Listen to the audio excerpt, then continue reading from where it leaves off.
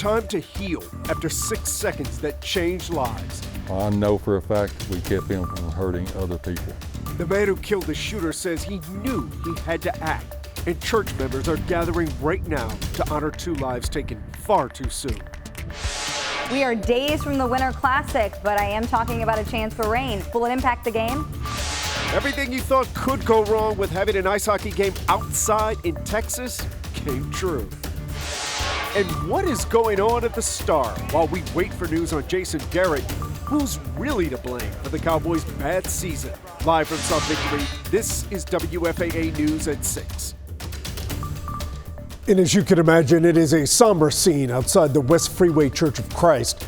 Right now, families are gathering for a candlelight memorial to honor the 2 men killed during Sunday's service. Thanks for joining us. I'm Chris Lawrence. The shooting in White Settlement shook North Texas to its core. It happened right after communion, the holiest moment in the service. The shooter actually participated in communion, said something to the man who handed it out, and then he started shooting. 3 people died, including the shooter and a member of the church's security team.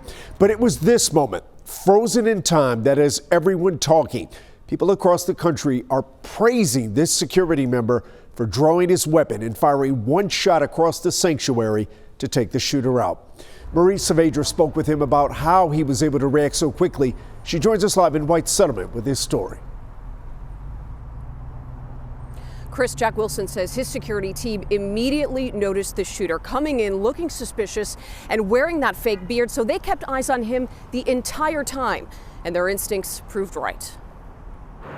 Did you get any sleep last night? It was a short night, because things still go back and forth in your head, and I'm fully aware of that. I mean, it's a process. Of everything that happened in 6 harrowing seconds Sunday, there is one moment Jack Wilson keeps replaying. Probably Richard getting shot. And knowing at that point, as the shooter turned towards Tony, that there was, it definitely, this is going to happen. What happened was terror inside his home church. And as the live stream rolled, we watched Wilson do what he spent decades training for. He's had a federal firearms license since '86 and teaches CHL classes on his Granbury property. So how often are you out here personally? It varies. It could be, once a week. His range is where the other 22 members of West Freeway Church of Christ security team practice, where Wilson honed the ability to have calculated control with a deadly threat just feet away. You're shooting often, you are trained, you have that muscle memory. How important is that to what happened That is yesterday? very important that you're able to, every time you touch the gun and you produce it, to be able to, pull the trigger and hit what your intended target is. With 1 shot, Wilson took out the gunman, likely saving many more lives. For that, we call him a hero. He prefers a different designation. A concerned citizen, concerned church member, doing what I can do to protect, the people in the congregation. Still, even with all the praise and the preparation that helped put him in the right place at the right time, it's important to remember Jack Wilson's a victim, too. I feel very sad and sorry for the loss of my 2 friends, but and I don't feel like I killed a human being. I killed evil. That's how I'm processing it. You can tell Wilson's sense of duty is incredibly strong, and he did not waver when he told us that he would be back at the church tonight at this vigil, providing security, as always. Chris. Marie, I mean, his professional dedication is plain to see. What about his personal relationship with the church? It goes back a long time. He's been a member here several years. So are many members of his family. He told me that on Sunday in the sanctuary with him were more than a dozen family members, daughters, sons-in-law, grandchildren. They all experienced what he did, and now they're all figuring out how to process that in their own ways. Yeah, something that's going to take more like months and years, not days or weeks. Thank you so much, Marie. We're also learning more about the 2 men who went to church Sunday focused on worshiping God. 2 more lives lost to violence. Richard White is from River Oaks. He was 67 years old. Tony Wallace was 64. Wallace was a beloved father and grandfather, and today his family described the shooting and how they scrambled to try and save him. She heard the gunshot. She was actually the one to climb over the pews to get to him. And she was like, "You're gonna make it. We love you."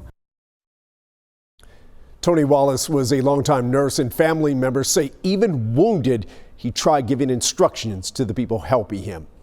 Richard White was a member of the church's security team, and just minutes before the shooting, he gave one of the readings during the service. You know, you look at those lives and wonder, why would anyone do this? The FBI hasn't shared any details on a possible motive, but we've learned the shooter has crossed paths with police before. FBI agents have been collecting evidence across Fort Worth, White Settlement, and River Oaks. They're trying to find out what Keith Cunanan was doing in the days leading up to the shooting. We know he had a lengthy criminal past, including arrests in Oklahoma, New Jersey, and Texas. The crimes range from aggravated assault to unlawful possession of a weapon. There are still a lot of moving pieces in this story, and we want you to be among the first to get an update on the investigation. Be sure to download our WFAA app. You'll get the latest developments on the case and push alerts on any big story.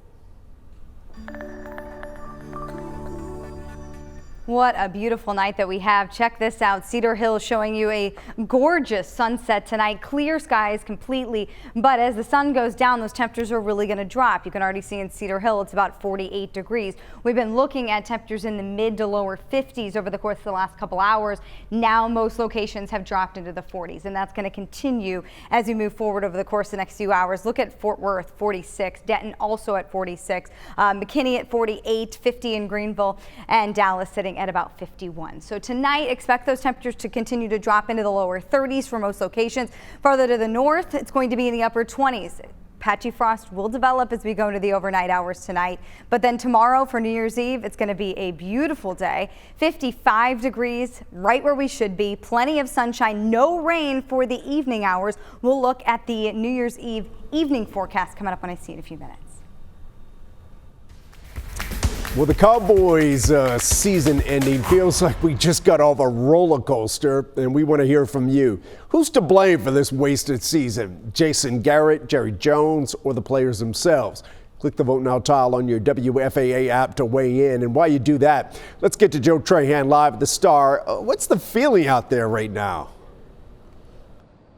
Well, you know, Chris, it's actually kind of a strange vibe here at the Star. We got a chance to talk with players earlier, many of whom fully realized that there's no reasonable path for Jason Garrett to be this team's head coach next season, but they couldn't really say that. Meanwhile, Jerry Jones being very deliberate with how he's handling this publicly, perhaps because of his relationship with Jason Garrett. And we got word about an hour ago from Cowboys PR that there will be no press conference this afternoon. So we wait. Meanwhile, earlier this afternoon, Cowboys players were cleaning out their lockers.